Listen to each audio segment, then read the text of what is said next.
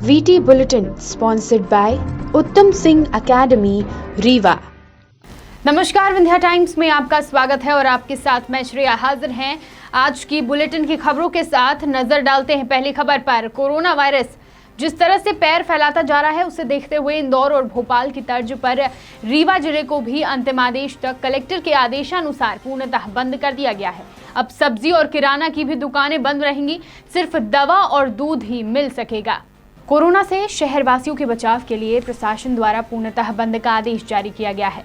Collector के आदेश में साफ तौर पर यह लिखा है कि लॉकडाउन के चलते शहर में एसेंशियल सर्विसेज शुरू हैं, लेकिन अक्सर सब्जी और किराने के दुकानों में लोगों की भीड़ देखी गई है, वह सजगता नहीं बरत रहे हैं। इसे ध्यान में रखते हुए अंतिम आदेश तक जिले को पूर्णतः बंद किया जाता है। जरूरत की चीजें हम होम डिलीवरी कराई जाएगी। आपको बता दें, इस बंद में सिर्फ दूध और दवा की ही दुकान खुली रहेगी। आदेशानुसार सभी सब्जी मंडियां और किराने की दुकान बंद रहेंगी। यदि किसी को कुछ सामग्री लेने बाहर जाना है तो अकेले ही जाएं। जिला कलेक्टर ने बताया कि एहतियातन यह कदम जरूरी है। कोरोना वायरस को देखते हुए जो संक्रमण फैलने की संभावना है उसको मद्देनज़र रीवा जिले में टोटल लॉकडाउन किया गया है और आगामी आदेश तक ये जारी किया गया है आदेश। इसमें मुख्य रूप से जो अभी तक हमने जो छूट दी हुई थी उनको कर्टेल करते हुए, उनको रोकते हुए अब केवल दूध और दवा की जो दुकानें हैं ये खुली रह सकती हैं और मेडिकल शॉप भी जो प्रिस्क्रिप्शन के आधार पर दवाइयाँ वहाँ पर दे पाएंगी। इसके अलावा जो पेट्रोल पंप हैं, केवल 16 पेट्रोल पंप पूरे ज़िले में जो चुनिंदा पेट्रोल पंप से उनको हमने इससे एग्जाम्पशन दिया है। ज़िले में कुल 97 पेट्रोल पंप हैं, जिनमें से सिर्फ 16 पंप में ही आप पेट्रोल डीजल ले पाएंगे। ये बहुत ही आवश्यक है कि ऐसे समय पे जहाँ संक्रमण बढ़ने की संभावना है, इसको हमें रोकना है। सोशल डिस्टेंसिंग और जो ब्रेकिंग द चेन, ये हमारा मूल उद्देश्य होना चाहिए। और इस जान रहे हैं आप कि कोरोना का कोई भी इलाज अब तक पूरी दुनिया में नहीं है। बड़े बड़े देश, विकसित देश इसकी चपेट में हैं और बड़ी संख्या में लोग विदेशों में संक्रमित हो रहे हैं।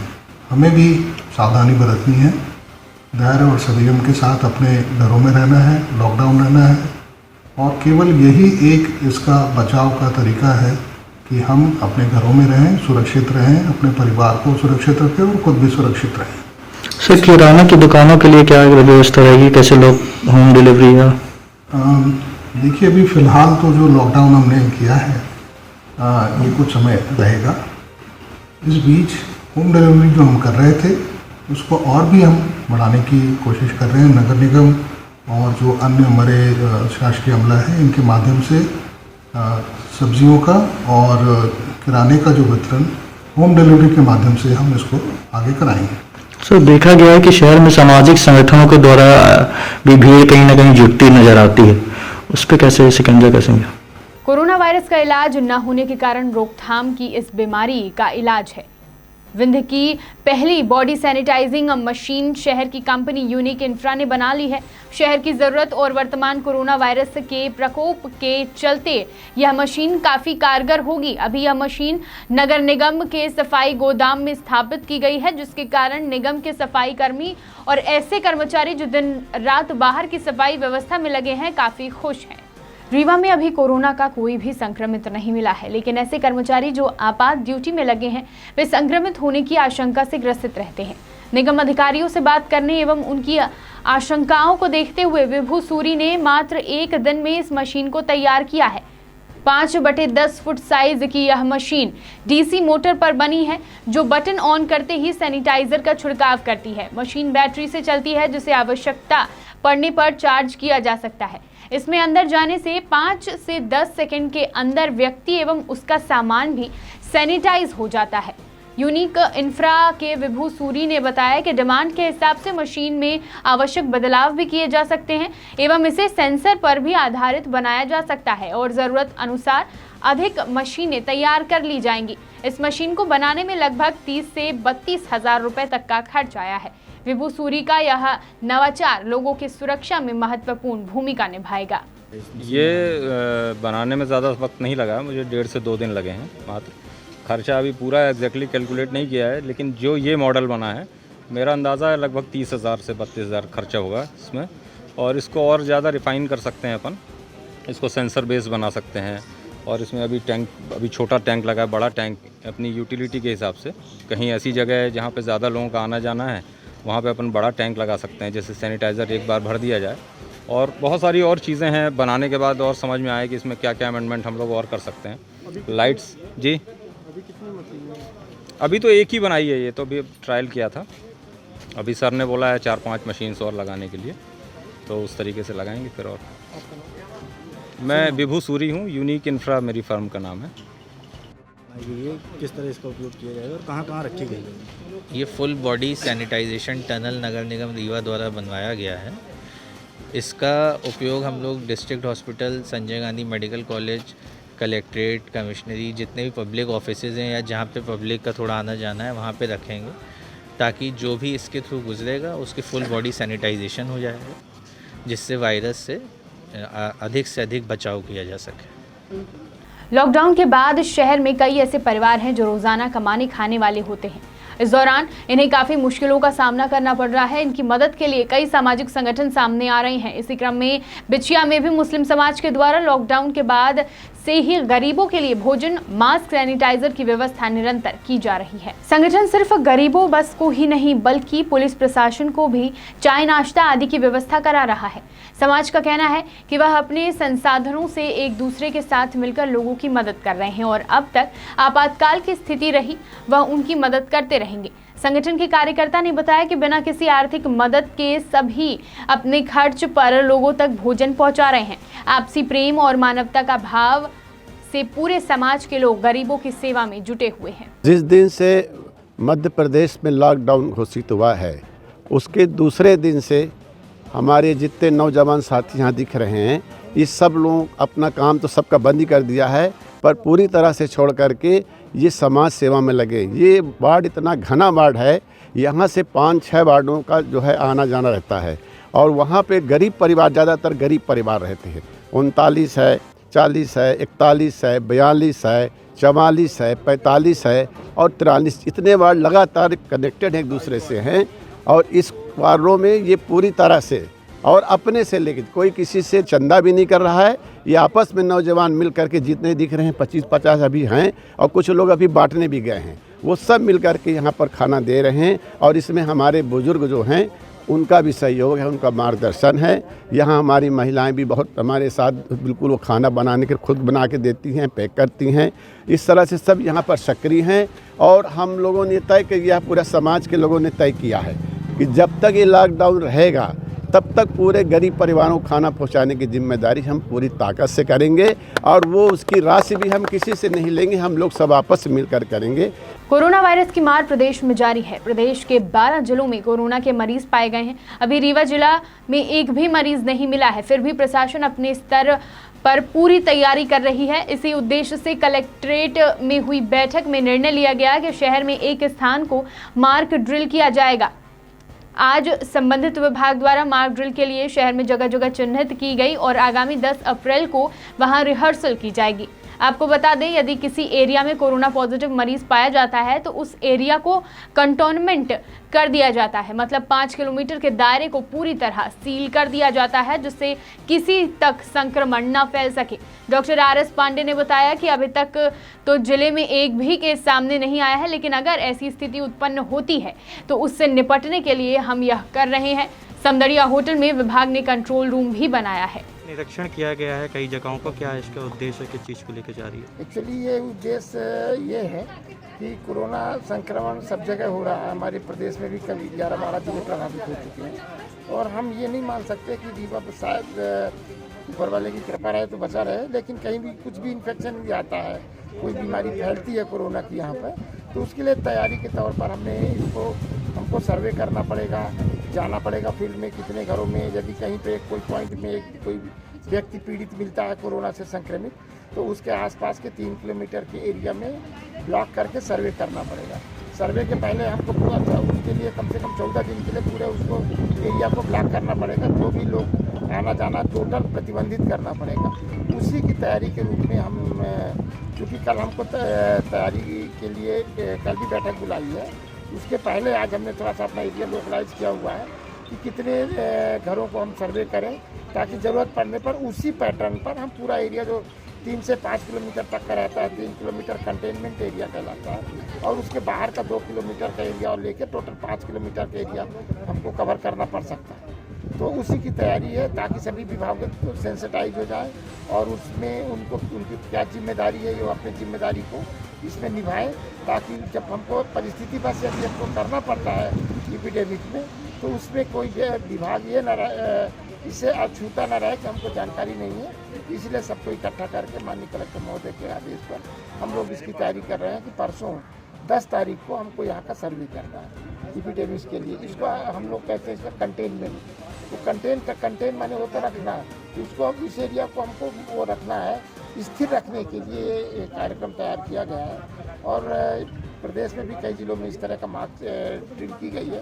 उसी के तारतम्य में हम लोग रीवा में 10 तारीख को लगभग हमने इसमें घर कम लिए हैं, जो टोटल प्रोटोकॉल है उतना नहीं, क्योंकि अभी हमारे पास कुछ केस है नहीं। उसके लिए प्रदेश में बढ़ रहे कोरोना वायरस के मामले को देखते हुए पुलिस प्रशासन ने पूरी तरह से लॉकडाउन के आदेश जारी किए हैं।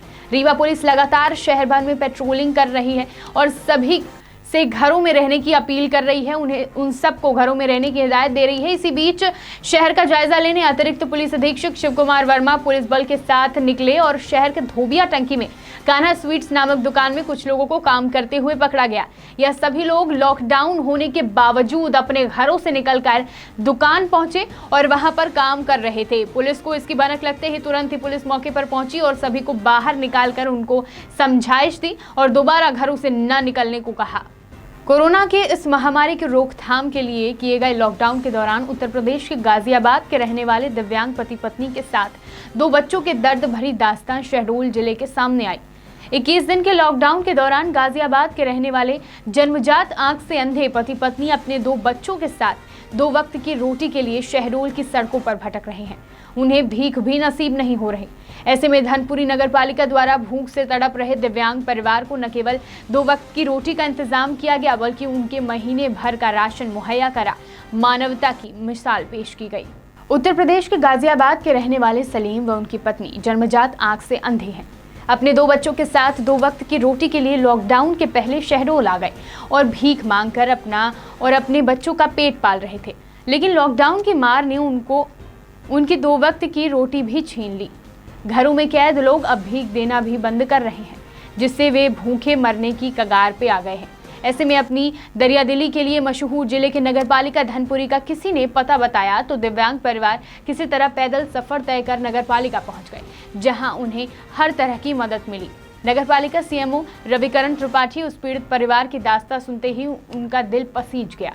पहले उन्होंने उनका डॉक्टरी परीक्षण कराया, फिर अपने हाथों से पेट भर खाना खिला, 1 माह का राशन मुहैया करा, हर संभव मदद कर अपने पालिका के वाहन से उन्हें उनके गंतव्य तक पहुंचाया। मानवता की मिसाल पेश की गई।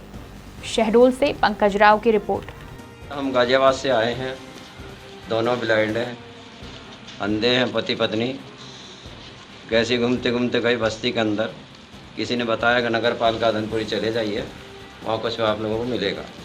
तो वहाँ से रोटी सब्जी दाल चावल जो भी राशन सब मिला और इन लोगों ने बहुत कुछ मदद की हमारी, भरपूर राशन मिला। हम लोग गाजियाबाद के रहने वाले। और चेक वगैरह भी करवाए हैं आपको डॉक्टरों से? हाँ जी, चेक वगैरह भी करवाए डॉक्टरों से। हम लोग कोई समस्या नहीं है ऐसी, सब कुछ ठीक ठाक है। बाकी ऐसी कोई चिंता नहीं, आप लोगों की दया से इसी करके यहाँ से हमको मदद मिली। गाजियाबाद उत्तर प्रदेश से ये यहाँ पर 15 तारीख से बुढ़ार में रुके थे। अचानक आज बुढ़ार नगर पालिका पहुँचे, उनको किसी ने बताया कि यहाँ पर आपको राशन मिल जाएगा, यहाँ मदद मिल जाएगी। तुरंत हमारे कर्मचारियों ने मेरे पास कार्यालय में लाया गया, उनको सारी सुविधाएं मेडिकल से लेके स्वास्थ्य परीक्षण कराया गया, मास्क दिए गए, सैनिटाइज़र, साबुन, डिटॉल साबुन, हमाम साबुन और निरमा कपड़ा धुलने के लिए एवं पक्का एवं कच्चा भोजन, दाल, चावल, आटा, सब्जी, मसाला, तेल आदि नगर पालिका धनपुरी के द्वारा उपलब्ध कराया गया।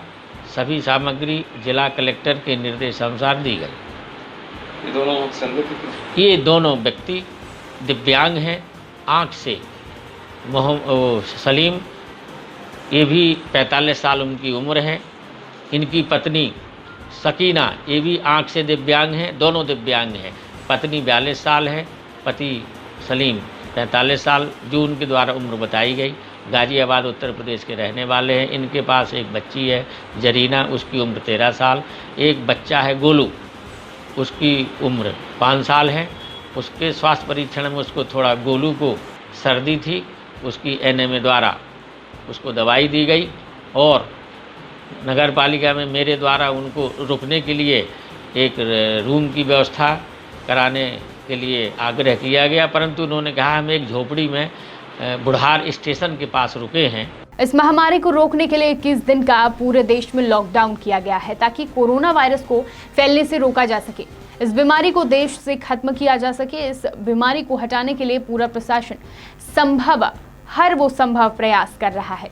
इस बड़ी बीमारी से लड़ने के लिए जिले के कलेक्टर सत्येंद्र सिंह व शहडोल एसपी सत्येंद्र शुक्ला ने कई बार जिले की जनता से अपील की है कि घर पर रहें व सुरक्षित रहें, पर कुछ लोग इस अपील पर ध्यान नहीं दे रहे हैं, जिससे अब शहडोल जिले की पुलिस लोगों को घर में रोकने के लिए हर संभव प्रयास कर रही है। पुलिस अधीक्षक के निर्देश पर लॉकडाउन तोड़ने वालों पर सभी थाना प्रभारी कार्रवाई कर रहे हैं। वहीं थाना अमलाई प्रभारी कालीराम परते ने मीडिया को बताया कि लॉकडाउन तोड़ने पर 11 मामले धारा 188 के पंजीबद्ध किए गए हैं, जिनमें कुछ दुकानदार व कुछ बिना काम के घूमते हुए पाए गए। वहीं कालीराम परते ने सभी से घर में रहने की अपील की है और जो इस लॉकडाउन को तोड़ेगा उस पर संभव कार्यवाही की जाएगी। शहडोल से पंकज राव की रिपोर्ट। अभी तक लॉकडाउन का उल्लंघन करने वाले किराना दुकान, अनावश्यक घूमने वाले मोटरसाइकिल से, उनके खिलाफ कुल 11 कार्रवाई की गई है। सर, ये 11 कार्रवाई में किस किस क्षेत्र के लोग हैं? यही क्षेत्र के थाना अमलाई क्षेत्र के लोग, थाना अमलाई क्षेत्र, हाँ, कोतमा रोड 3 नंबर और चीफ हाउस। सर, अभी और कुछ कार्रवाइयाँ होने की है क्या? ऐसा कुछ कार्रवाई अगर इसका उल्लंघन करेंगे तो और सख्ती से कार्रवाई होगी, ज़्यादा से ज़्यादा कार्रवाई होगी। देश भर में जहां लॉकडाउन है और सरकार ने कोरोना महामारी से बचने के लिए सोशल डिस्टेंसिंग के पालन करने को कहा है, बावजूद इसके जनता और जनप्रतिनिधि इसका पालन करते नजर नहीं आ रहे हैं। सतना में बीते दिन ऐसा ही मामला सामने आया, जिसमें कांग्रेस विधायक सिद्धार्थ कुशवाहा ने लॉकडाउन का उल्लंघन किया। दरअसल राशन की मांग को लेकर सतना नई बस्ती के वार्ड क्रमांक 15 और 16 की जनता सड़कों पर उतर आई थी। ऐसे में जनता के प्रति जिम्मेदार जनप्रतिनिधि अपने समर्थकों के साथ कोरोना महामारी से लोगों को सावधान करने के बजाय धरने पर बैठ गए। विधायक की मांग थी कि जिला प्रशासन भोजन के बजाय राशन बंटवाए। गरीब की थाली में भोजन देकर जिला प्रशासन गरीब जनता के स्वाभिमान को ठेस पहुंचा रहा है। घंटों ये माजरा चलता रहा। विधायक और प्रशासन के बीच घंटों मामला गहराया। मौके पर जब पुलिस और प्रशासनिक अमला पहुंचा और लोगों को भोजन के पैकेट बांटे गए, तब बेकाबू भीड़ काबू पे आई। वहीं अब पूरे मामले पर सतना पुलिस ने विधायक के इस धरने पर संज्ञान लिया और लॉकडाउन के दौरान आक्रामक भीड़ इकट्ठी करने, धारा 144 का उल्लंघन करने और आपदा प्रबंधन अधिनियम कानून की अवज्ञा करने और भारत शासन के निर्देश का पालन नहीं करने पर मंगलवार की रात यहां के कांग्रेस विधायक सिद्धार्थ कुशवाहा, डब्बू समेत 8 नामजद एवं अन्य अज्ञात महिला पुरुषों के खिलाफ कोलगवा थाने में अपराध दर्ज कर लिया है। सतना से एच कादरी की रिपोर्ट। ये पूरे चूँकि कल पूरे शहर में लॉकडाउन लागू है, इसके बावजूद भी करीब 200 लोग नई बस्ती में एकत्र होकर प्रदर्शन किए हैं, जिस पर से 144 का उल्लंघन करने पर उनके विरुद्ध एफआईआर दर्ज की गई, जिसमें सतना विधायक और अन्य करीब नामजद 7 लोग हैं और करीब 50-60 अन्य लोग हैं जिनके विरुद्ध एफआईआर दर्ज की गई है। आज के दिन हर वर्ष चैत्र मास के शुक्ल पक्ष की त्रयोदशी महावीर जयंती मनाई जाती है। देश भर में इस पर्व को पूरे जोश और उत्साह के साथ मनाया जाता है। इस दिन भव्य जुलूस, शोभा यात्राएं निकाली जाती हैं। हालांकि इस वर्ष कोरोना वायरस के चलते लॉकडाउन की स्थिति है, जिससे सभी कार्यक्रम स्थगित हो गए हैं।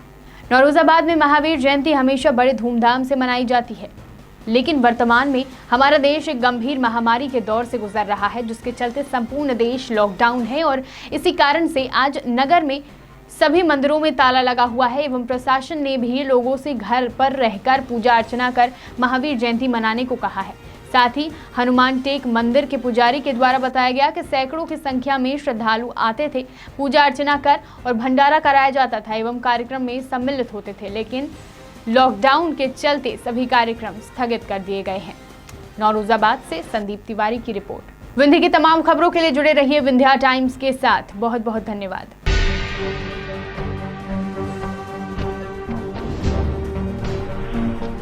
VT Bulletin sponsored by Uttam Singh Academy, Rewa.